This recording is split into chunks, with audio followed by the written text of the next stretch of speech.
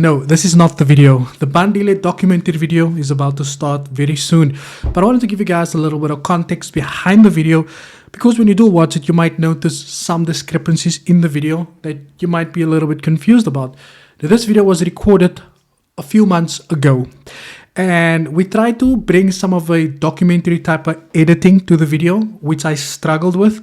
And then I got an external editor. The editor took the video, started with the editing, disappeared few months, then came back and said he was very sick and X, Y, and Z. So we got the video back today, and I'm going to play the video for you guys in a different type of edit that I didn't do myself, just so that you guys know.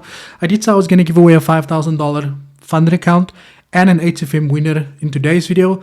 However, because I haven't recorded a new video, I will be doing that in tomorrow's video.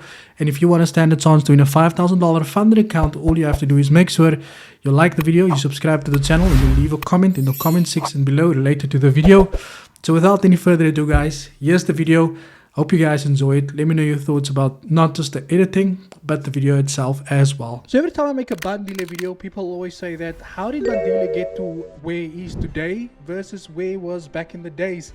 People always say that he was a very honest and transparent person back in the days. Today we're going to try and figure out, how did Bandile go from being this person to now being a scammer, selling robots, and being wanted by a taxi boss as well. So without any further ado, let's get straight into it. Now let's take a trip back to 2021. Now in 2021, this is when Bandile started selling signals, right? These were the good old days. Bandile on a boat trip, you know, he used to, you know, be the guy in the Golf GTI. You know, people used to look up to him, and he kind of set that preface for the, you know, for traders back in the days, for the young community, if you understand what I'm saying. Used to be that young guy, used to flex with money, fast cars, you know, the Golf GTI, the red one, and then there was the blue one there as well after that. And that's when he started with the mentorship program for 500 Rand.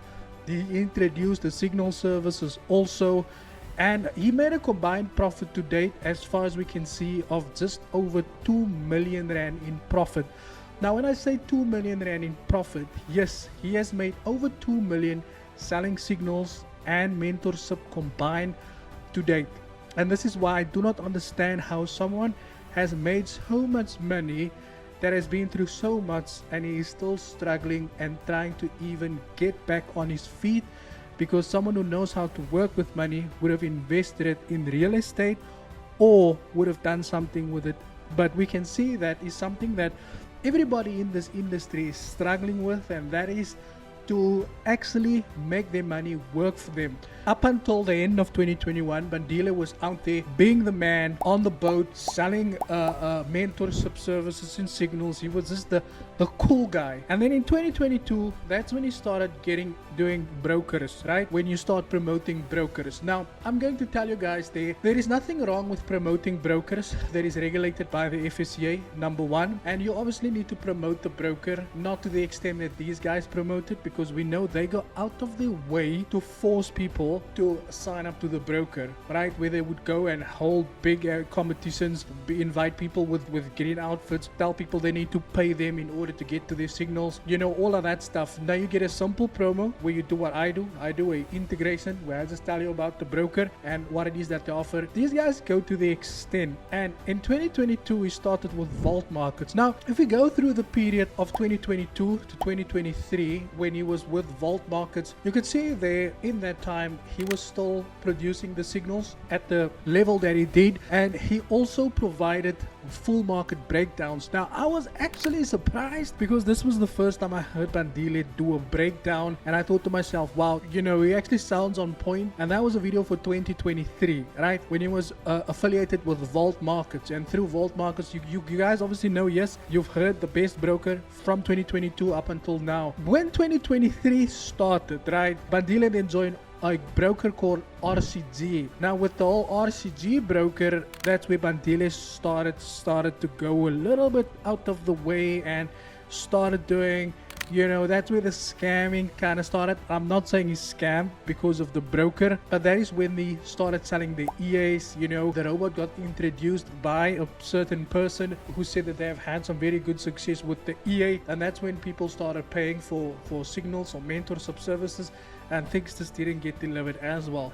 Meanwhile, Bands will Make a Dance was living his best life through that broker. Now guys, I'll tell you this much, right? So I normally get brokers that approaches me, right? Now I don't have any issues with people promoting brokers. Like I said before, I do it myself, but you have to make sure that whatever broker you promote, that the broker at least has a license with the FSCA in South Africa, so that when people do have problems, they can at least go to the FSCA and file a complaint. And it's also up to the consumer to do their own research, because if you don't understand it, then you need to seek financial advice from a financial advisor. Any case, right? And from there, the EA started getting in, and Bandile went into a phase where life started becoming blossoming. The dark side of life, where things started to look like fast cars, fast women, speed bikes with nitro in them, like that. And I think at that point his eyes started to close, and he started to think for himself, he started turning into Spider-Man, into Spider-Man 3, where Spider-Man was turning into the Black Spider-Man, and he was just full of nonsense. And I think at that point he thought to himself, I don't have to put as much effort in. I can put more effort into scamming people, but I don't have to put in as much effort as I did before that also. Now fast forward to this year, Bandile then joined Doto Markets for a campaign. I think so, 2 to 3 months, 4 months, maybe more. And through that period, nothing has changed, right? He used Doto Markets to run a campaign where he invited people to have this big party, where he himself know that he's not capable of providing the services, or that he would not be able to keep up with the promises and the demands that he had informed people about to join, where he said he was going to make sure everybody gets to 100,000. Called it 100,000 boot camp. And at that point, the scamming has become a lot bigger, right? From RCG into Doto. And at that point, he started scamming so much that he couldn't walk away from scamming people anymore, because on average I get a lot of complaints about him. I just choose not to make videos about him scamming people, because like I said before, I don't like to do scam exposing videos too much. I like to focus on the educational part of the videos.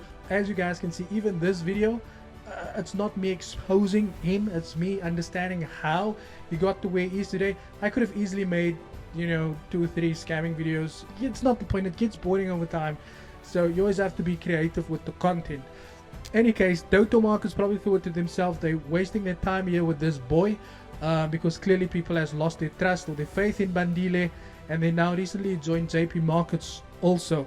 Now we can see that Bandile's life is going further out behind, because someone who has money, when the FSCA imposes such big restrictions on sending signal services, people like him who claims they've got money, they would have done the right thing. At the moment, I feel like his life is hanging on a thread by JP Markets. I feel like JP Markets is keeping him in the game, keeping him alive. And I do feel if JP Markets at some point retract their deal with him, then that might be the end of his career. Because why? A lot of things has happened with him in the past couple of weeks. As we know, taxi boss thing, the accident, and things is just not looking good for him at the moment. So he went from being this guy that everybody looked up to and wanted to be like, to now being a guy that people just wants to get and clap like there's no tomorrow also. Thank you for your time, and as always, cheers for ears.